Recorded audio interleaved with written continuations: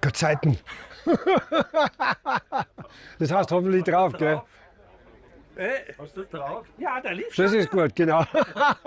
Topspeed is powered by Voogtman und Herold, Retro Classics Messen, Metalorum, SMLK Group, Hans-Peter Porsche Traumwerk, Löhlein Classics und die Württembergische.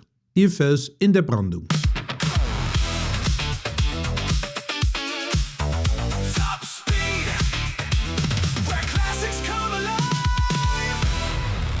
Herzlich willkommen bei Topspeed und herzlich willkommen in Gröbming, wo ich mit meinem Wiederholungstäter Sven Büsser von Hans-Peter Porsche Traumwerk zum zweiten Mal an der Enster Classic teilnehme. Für mich ist, glaube ich, die 8. oder die 9. Oha. Und letztes Jahr warst du überrascht, weil du hast gesagt, dass das so bei uns in der Gegend so etwas existiert. Du hast mir total Geschmack auf diese Ausfahrt gemacht. Fahren im letzten Paradies, sagt man auch. Kann man nicht wirklich umsonst. sagen. Die Tour war wirklich toll. Und wir fahren, liebe Zuschauer, mit einem wunderbaren 356C. Was ist ein 63er, 62er? 63. Ein 63er. Das Auto kennen wir auch. Und du hast etwas versteckt. Wir sind zu dritt dieses Mal. Ja, genau. Wir haben unser Maskottchen dabei, unser Peterle, und ich glaube, zu dritt sollten wir das gut hinkriegen. Das denke ich auch. Wir tauschen auch manchmal, weil es ist wirklich Katastrophe. Ich als Also zwischen uns beiden tauschen. Ja. Aber ich wünsche dir viel Spaß, weil es steht jetzt, wir haben eine Sendung ganz voll. Jetzt gehen wir zur Anmeldung, dann folgt noch die technische Abnahme. Aber da mache ich mir überhaupt keine Sorgen, weil die Autos von euer Fuhrpark vom Feinste, gell? Und das Wichtigste hast du schon. Das Lächeln ist schon da. Von der ersten Sekunde. Genau. Die Enster Classic 2026, wir gehen zur Anmeldung. Komm. Hallo.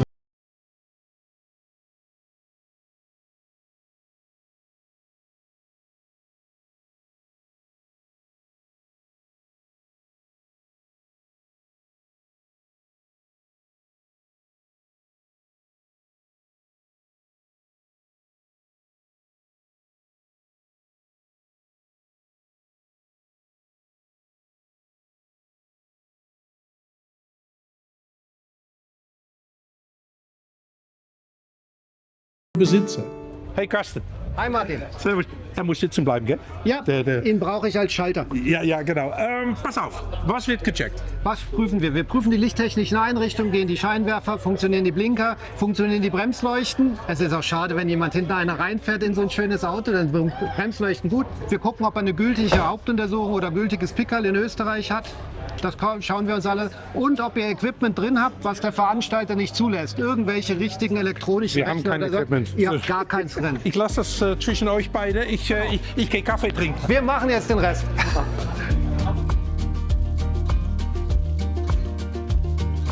Einmal die Lichter einschalten, bitte. Blinker links.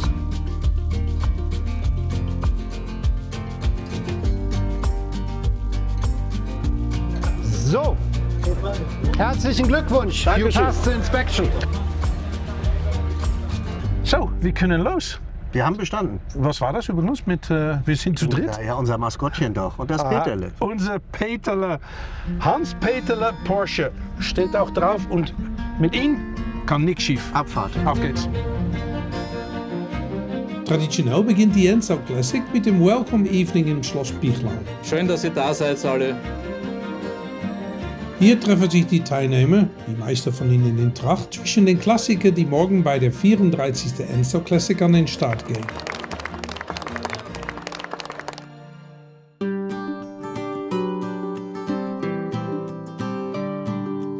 Die Tage bei der Enster Classic sind lang. Deshalb geht es schon früh aus der Federn zu den ersten Kilometern, die uns zurück in die Zeit der großen Helden führen. Jeder von uns glaubt ja, er ist ein Tazio Nuvolari oder ein Jochen Rindt oder so irgendwas. Und da hat man halt die Gelegenheit, das ein bisschen nachzuleben, was man im richtigen Leben nicht erreicht hat. Und da bietet die Enster Classic natürlich schon die Möglichkeit, sich zurückversetzt zu fühlen und sich zu denken, naja, wie war das, wie die richtigen Rennfahrer vor 30, 40, 50 Jahren gefahren sind. Das ist halt da schön. Die Stimmung vor dem Start ist auffallend entspannt. Und genau so beginnt auch das Abenteuer für Sven und mich. 3 Tage voller Spaß. 2 Tage fahren, dritte Tag den Stadtcampus, immer ganz toll. Ich würde offiziell sagen, lieber Sven, viel Spaß. Und ja, ich glaube, das ist groß geschrieben, gell? Mit große S. So ist es. So. Ich freue mich. Die Enstone Classic fängt für uns und alle anderen jetzt an.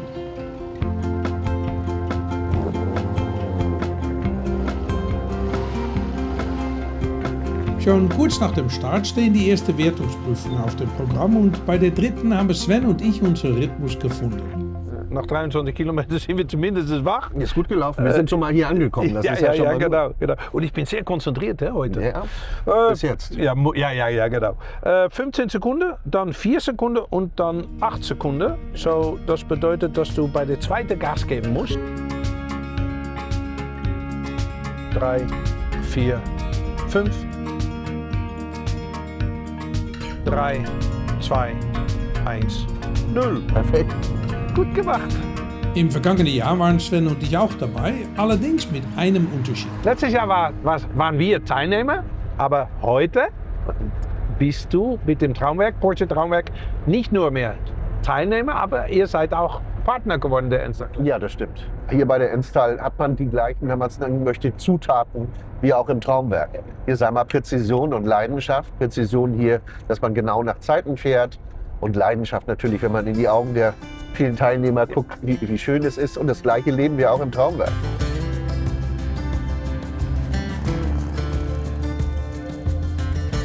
An der Enstone Classic nehmen immer viele prominente Motorsportler teil. In diesem Jahr sind auch Dieter Quester und Strizo Stuck, die wir in der Mittagspause treffen, wieder dabei. Und sie genießen immer noch alles so richtig wie möglich zu machen. Auch hier. Das ist das, was mich reizt an der Rallye hier, nicht nur hier, sondern bei jeder Rallye, dass du unbedingt, ich wiederhole mich da auch, präzise fahren musst, um erfolgreich zu sein.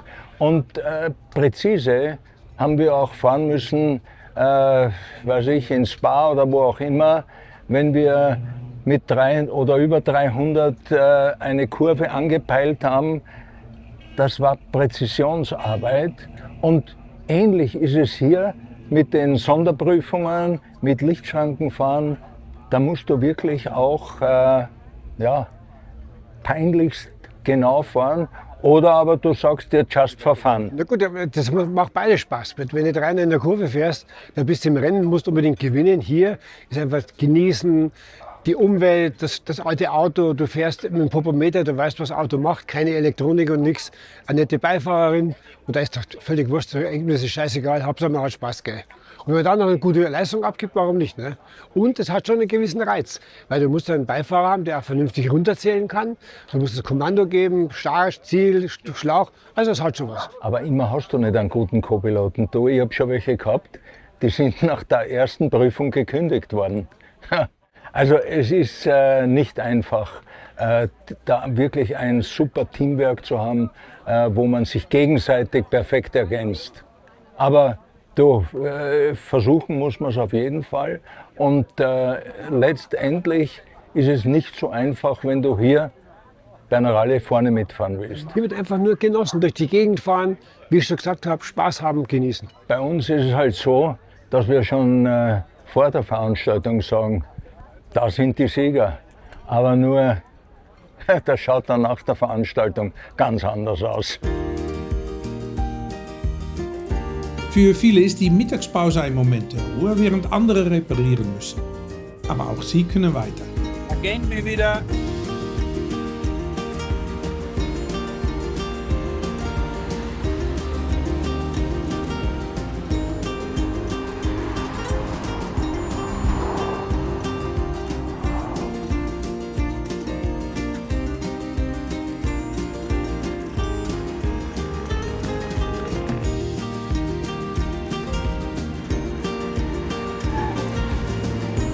Nach der Mittagspause übernehme ich das Lenkrad und ehrlich gesagt fühlt sich das an wie eine Befreiung.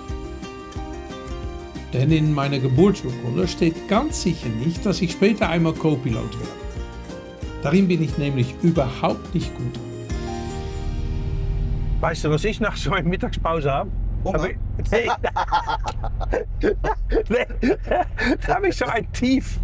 Dann bist du aus dem Schwung raus und dann bin ich müde. Hast du das nicht? Ich dachte, du wärst jetzt introvertiert. Ich wollte schon nicht sagen.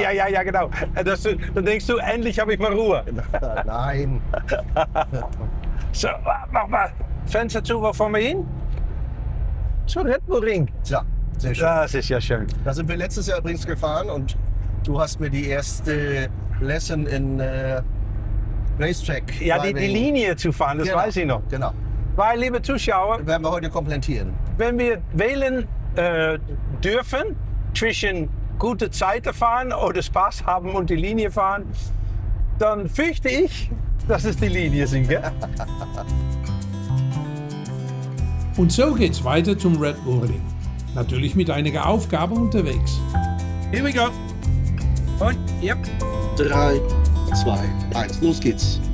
4, 3, 2, 1 und 0. Ja. Perfekt. Und Ziel. super.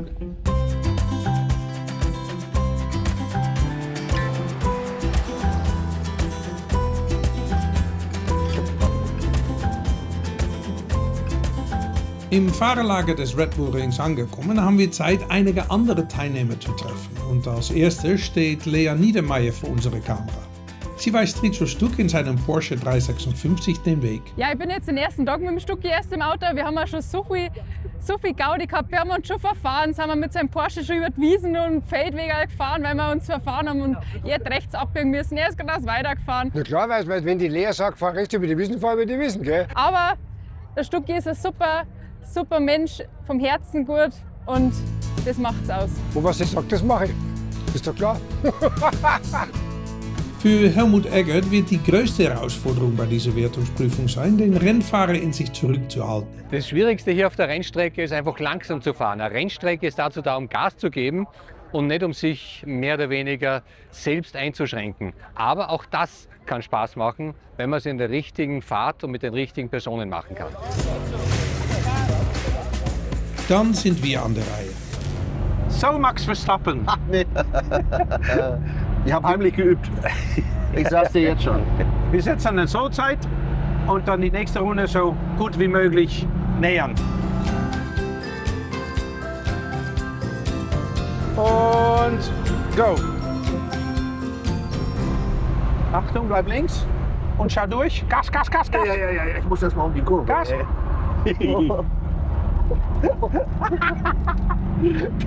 Der Stinkefinger, der hat dich von der Strecke gedrückt.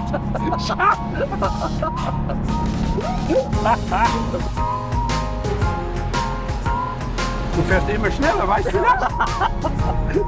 Wirklich, jede Runde ging schneller.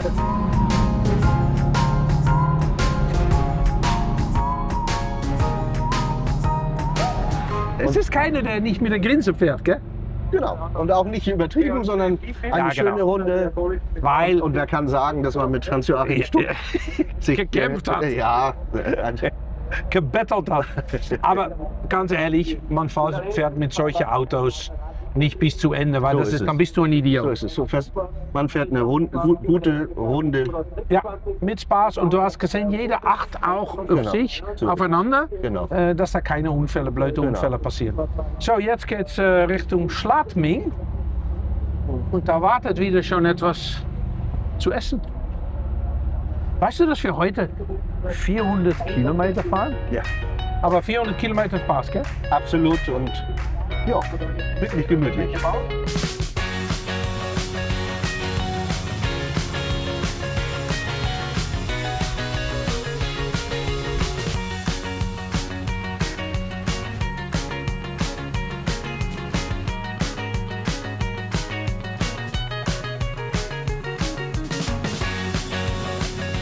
Nach einem langen ersten Tag erreichen wir das Ziel in Schladming. Hier stehen traditionell besonders viele Zuschauer.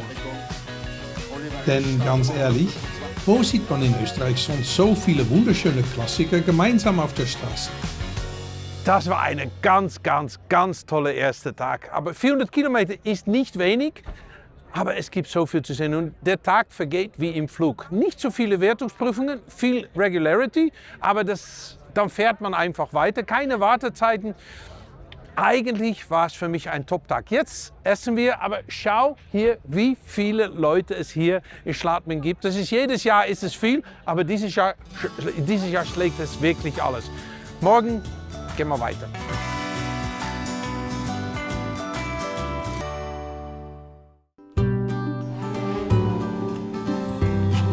Auch am zweiten Tag werden wieder mehr als 400 Kilometer über einige der schönsten Straßen Österreichs gefahren. Nicht umsonst.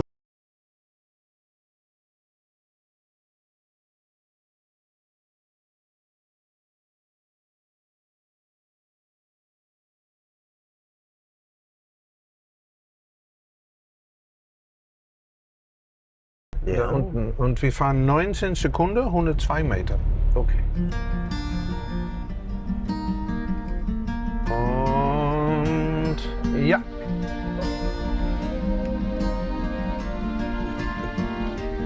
Elf, 12, 13, 14, 15, 16. Und weiter geht's. Die Mittagspause am zweiten Tag findet traditionell im schönen Steyr statt. Entlang der gesamten Strecke stehen überall Menschen und die Teilnehmer fühlen sich fast wie Filmstars.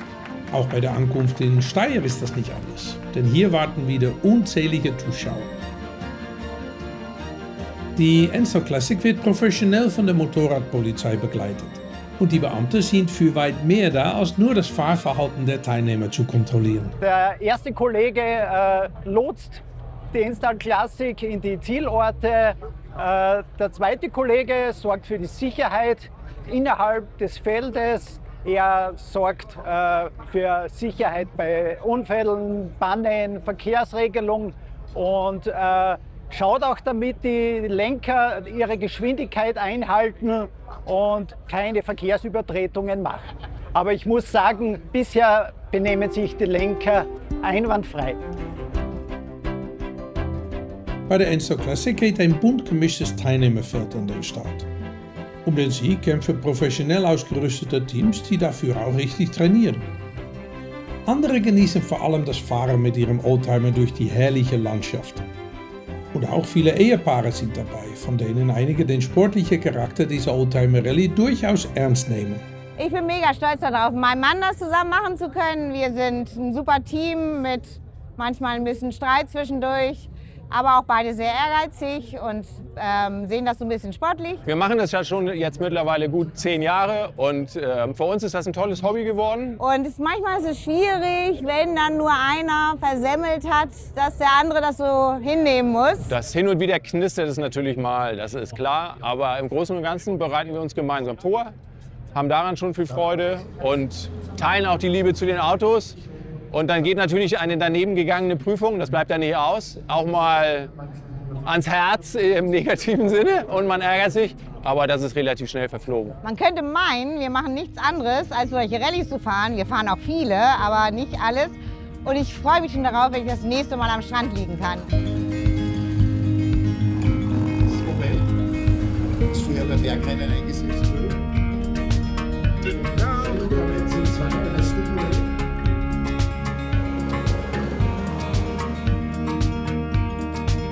Die für viele, neben der Wertungsprüfung auf dem Red Bull Ring, schönste Herausforderung ist die auf dem Flugplatz Niederöpla. Vor allem, weil hier etwas schneller gefahren werden darf. Wir fahren hier eine Runde, da setzt man eine Zeit und dann die nächste Runde musst du so nah wie möglich dran.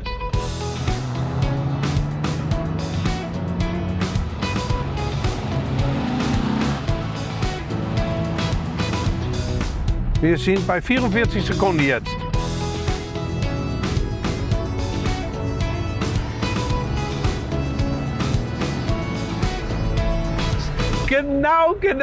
Genau richtig.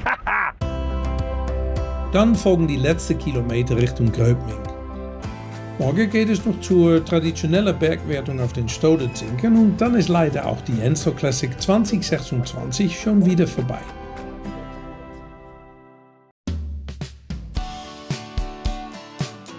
Für Sven und mich ist die Fahrt über die Stoderzinkenstraße eine reine Genussfahrt.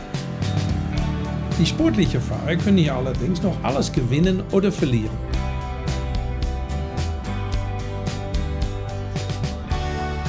Zurück in Gröbming bereitet man sich auf das große Spektakel der Veranstaltung vor. Und während auch Wolfgang Porsche eintrifft, nehmen wir uns Zeit für einen ernsten Moment. Sabine Smits, die legendäre Königin der Nordschleife, starb 2021 mit nur 51 Jahren. Sie kannte jede Kurve der Grünen Hülle, gewann als einzige Frau zweimal das 24-Stunden-Rennen auf dem Nürburgring und begeisterte mit ihren offenen und fröhlichen Art Motorsportfans auf der ganzen Welt. Ihre Schwester Petra nimmt an der Enstal Classic teil und erzählt über ihre viel zu früh verstorbene Schwester. Petra, kannst du dich vorstellen, wie besonders das ist, dass ich jetzt mit dir hier sitze? Stolz, aber auch Traurigkeit. Kann ich mir sehr gut vorstellen. Weil Sabine war schon ein besonderer Mensch und sie hatte vor nichts Angst, denke ich mal, hat das getan, was ihr Spaß macht. Die Enstal Classic für dich ist auch eine Memory Lane an Sabine, oder? 2018 bin ich zum ersten Mal hier gefahren, mit meinem Mann als Beifahrerin. Aber dann musste direkt der Entscheidungsanwalt mitbuchen. Wer hat das Schuld übrigens? Er natürlich, gell? Ja klar, mit Ja. 40 PS auf der Landstraße. Ja. Oh, das kommen Autos entgegen und er sagt, die anderen, die können ja alle bremsen. Er sieht doch, ich bin Teilnehmer. Also da hört es dann auf. Und dann? Dann habe ich überlegt, 2-3 Jahre habe ich gesagt, ich brauche selber ein Auto. Und dann habe ich Sabine gefragt und dann sagt sie, ja, besorgen ein Auto, dann fahren wir zusammen. Da ist natürlich dann leider nichts mehr draus geworden. Dann habe ich vor 3,5 Jahren mir einen schönen Alpha besorgt und meine Nachbarin und mittlerweile gute Freundin als Beifahrerin engagiert. Ich habe Sabines Uhr immer am Handgelenk, die bringt mir Glück, glaube ich. Und so ist Sabine. Ich muss ehrlich sagen, als ich das gestern gesehen habe, da habe ich das Gänsehaut so auf. Immer bei mir, Sabine. Und während der Tour schaust du manchmal kurz hoch, dass sie doch mit dabei ist? Ja, mache ich. Ich finde es wunderbar, auch für die Leute in Erinnerung an Sabine Smits, die beste Nürburgring-Nordschleife-Fahrerin jemals, Genau. dass du da bist in ihrer Erinnerung. Ja. Und ich darf dich von Herzen bedanken und nächstes Jahr wieder, gell? Auf jeden Fall. Dankeschön. Danke. Und zum Schluss noch einige Bilder von der spektakulären Show, die Enstal Classic ihrem Publikum in Gröbming als krönender Abschluss bietet.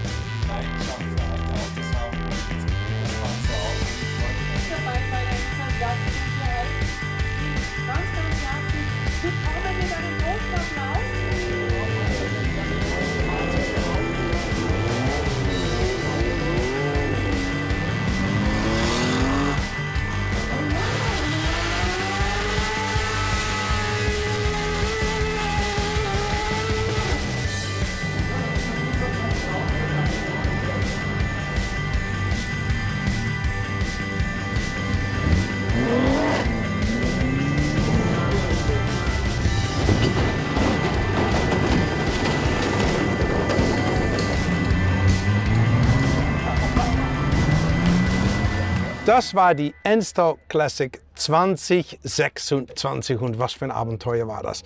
Ein Wochenende voller Action. Wunderschöne Route, das Wetter, alle Klischees, die ich eigentlich lieber nicht sagen will, die muss ich hier sagen, weil alles hat gestimmt. Und dann hier in Gröbming, der Stadt Grand Prix, unglaublich viele Zuschauer.